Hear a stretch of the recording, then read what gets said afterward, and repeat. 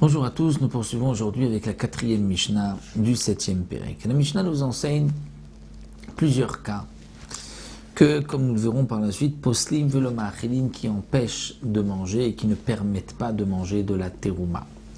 Comme nous l'avons vu dans les Mishnayot précédentes, une fille Israël mariée avec un Kohen peut manger de la terouma puisqu'elle est mariée avec un Kohen. Si son mari décède, elle ne peut plus manger de terouma. Mais si elle a une descendance avec son mari, grâce à sa descendance, grâce à son fils, elle pourra manger de la terouma. Inversement, la fille d'un Kohen mariée avec un Israël, bien qu'en tant que fille Kohen, elle pouvait manger de la terouma réservée aux Kohanim, mais mariée avec un Israël ne peut plus manger de terouma. Si son mari décède, elle revient chez ses parents et elle pourra manger de la terouma. Mais si elle a eu un enfant avec son mari, elle ne peut pas manger de la terouma à cause de cet enfant. Dans ces deux cas, si lorsque le mari est mort, la femme était juste enceinte, mais elle n'a pas eu encore d'enfant, l'enfant n'est pas encore né, elle pourra manger de la terouma ou pas. Alors la Mishnah va nous dire à Oubar, l'enfant qui n'est pas encore né, poslim veloma'achilim, c'est-à-dire, poslim. Premier cas, si c'est la fille d'un Kohen marié à Israël, normalement le mari meurt, elle pourrait manger de la terouma. Mais comme elle est enceinte, elle ne peut pas manger. Donc le Oubar possède l'empêche de manger de la terouma. Si c'est la fille d'un Israël marié avec un Kohen, le mari meurt, est-ce qu'elle peut manger de la terouma si elle a eu un enfant avec ce Kohen? Oui. Là, elle est enceinte, l'enfant n'est pas encore né, donc elle ne pourra pas manger de terouma. Ça c'est le premier din à Oubar. Deuxième din, Yabam. Une femme qui attend le yiboum. C'est-à-dire, elle est fille de Kohen mariée à Israël.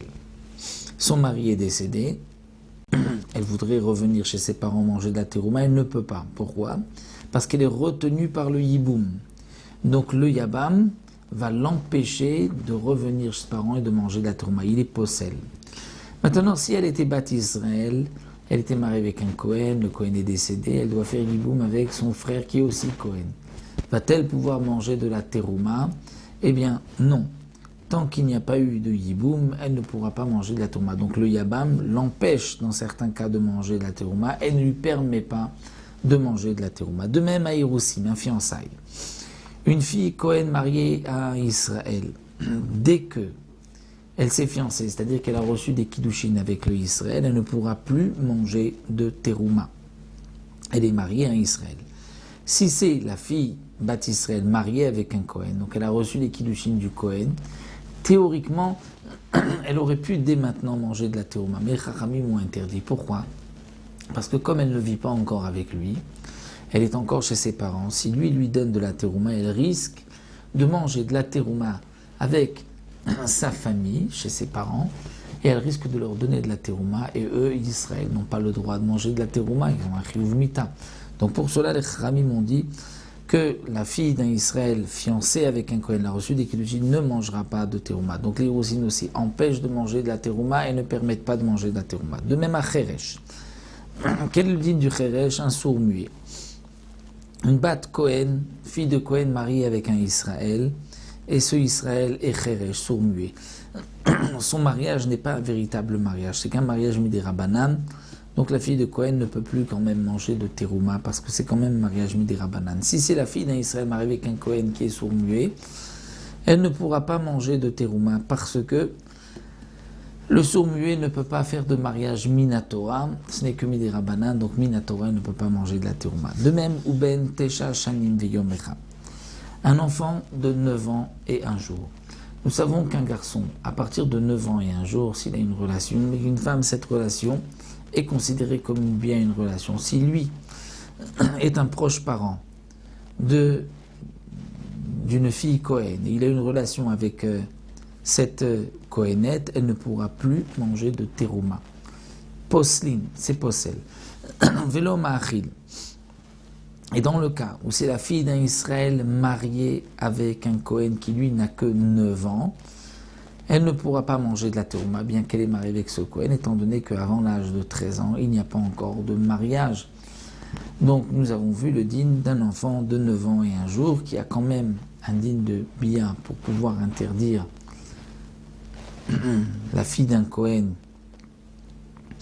ou même une Bat Israël ou une autre Lévia qui a eu une relation avec lui, et s'il y a eu une interdiction parce que ce sont des proches parents, elles ne pourront plus dorénavant manger de terouma, même si elles se marient ensuite avec un Kohen. Maintenant, la Mishnah continue. Donc, tous ces premiers cas que nous avons vus, c'est possible, ils empêchent de manger la terouma et ils ne lui permettent pas de manger la terouma. Donc, nous avons vu empêcher quand c'est fille de Kohen à Israël, elles ne permettront pas de manger quand c'est fille Israël à un Kohen. Ça fait que nous avons un doute. Est-ce que l'enfant a déjà 9 ans et un jour ou pas? Eh bien, le Safek, c'est comme s'il a déjà eu. On est possède. Safek, Evi, Shte Sarot, Safek, Loevi, nous avons un doute. Un enfant qui a donné des kiddushin à une femme, et nous ne savons pas s'il a 13 ans, c'est-à-dire s'il a eu les 2 séharot, les 2 poils qui montrent qu'il est gadol, bien qu'il a 13 ans, mais il faut aussi les 2 séharot. Avant 13 ans, il ne peut pas se marier, donc on a un doute. Est-ce que il a acheté séharot, est-ce que le mariage est valable ou pas?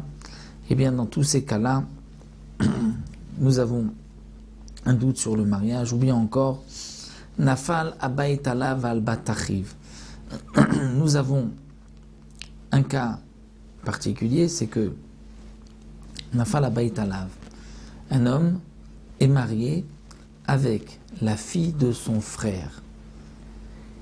Il a épousé sa nièce.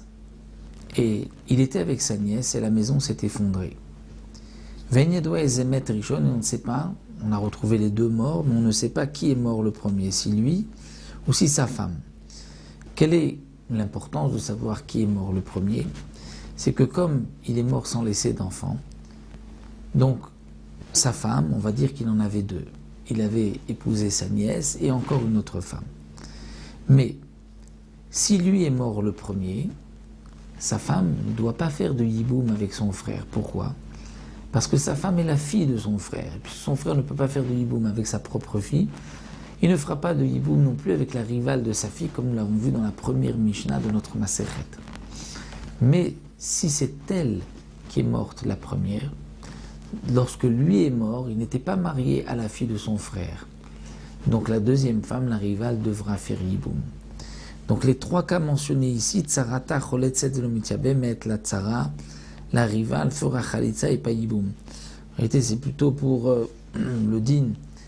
Le deuxième din, ça fait que vishte seharot, ça fait que loevi, c'est-à-dire lorsque un homme a donné des kiddushin, et nous ne savons pas si les kiddushin sont valables ou pas, parce que il n'est pas encore grand, il n'a pas eu encore les 2 poils, donc dans ce cas-là, on dira sa femme fera chalitza. S'il meurt, sa femme fera chalitza, mais ne fera pas yiboum. Parce que nous avons un doute sur son mariage, donc il ne fera pas yiboum. Mais dans le dernier cas, où la maison est tombée sur lui et sur sa femme, qui est sa nièce, donc la fille de son frère, donc nous avons vu là que la rivale fera chalitza et ne pourra pas faire yiboum. Pourquoi la rivale fera chalitza? Parce que nous avons un doute. Est-ce que c'est lui qui est mort le premier, et dans ce cas-là, elle n'a pas besoin de chalitza, ni de yiboum, c'est pour ça qu'elle ne pourra pas faire yiboum, ou peut-être que c'est sa femme qui est morte en premier, la fille de son frère, à ce moment-là, elle doit faire yiboum. Donc puisque nous avons un doute, elle fera chalitza et pas yiboum. Donc voici pour cette Mishnah, et nous nous retrouverons, Bezrat Hashem, encore toujours sur les dynimes du Kohen dans la Mishnah suivante.